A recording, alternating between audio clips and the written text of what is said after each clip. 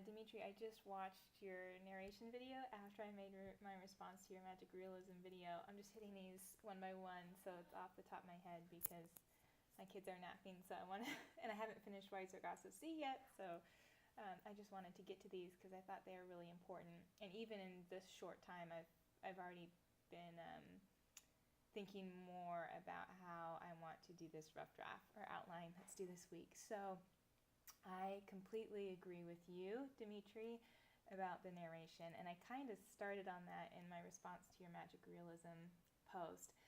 I hated the book when we started it, and I was so mad at myself for choosing something I hadn't read before, and I was like, this is what I get. Because I didn't like Saleem. He seemed arrogant. I mean, comparing himself to a god, Ganesh, you pointed that out, Dimitri. His self-deprecation seemed false or assumed, because he had such a burden to bear.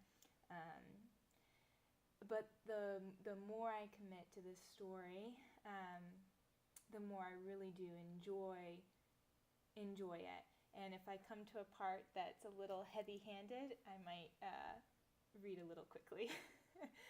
Because you're right, Dimitri, there are those parts where you're really involved, and then there's other descriptions where you just want it to move on. And I really liked your question, are we supposed to even like him? I mean, maybe he is constructed, Saleem as a narrator is human. And what person do we enjoy entirely in all their aspects? And we're getting Saleem from his birth to his possible death. So we get the good and the bad in him. And this humanness, which you pointed out in your post, Dimitri, human contradictions, seems to me an important part in Rushdie's novel. That people aren't heroes or villains. There's more complexities to them, and I think for him, India too holds a lot of complexities.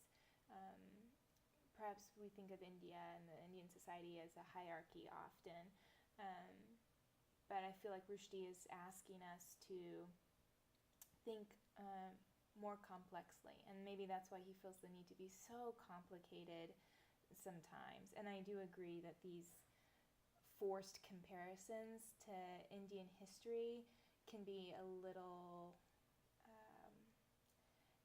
I like you, I'm not well versed in any way in Indian history, but they feel almost like he's speaking down to us.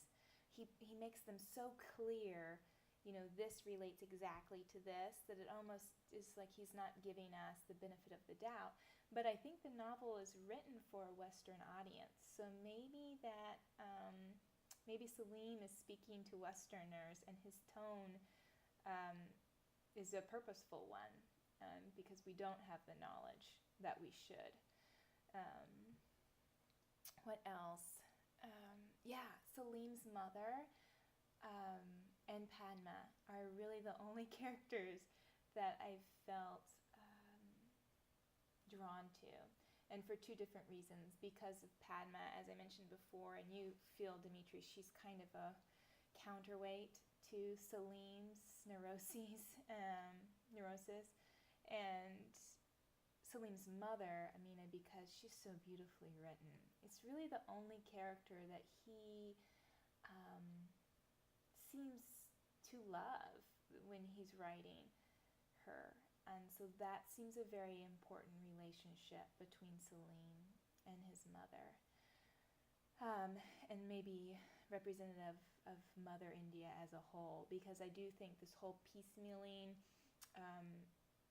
Saleem breaking apart into, crumbling into pieces, is a real purposeful and important part of the novel. And maybe for you too, Dimitri, in your sort of medical gaze, that when we take the body, we can't just take a finger and investigate a finger. We get so intricate just in such a small part of the body and that anatomy, and then we realize its connectedness to the whole is so complex. So maybe that's a whole nother portion, a whole nother topic. So it is really difficult to keep our line of inquiries, at least for me, clean and clear. And I think that's my burden this week to bear, is to be very precise. And I know you both will help me with that. So thanks again, Dimitri. This has been very helpful.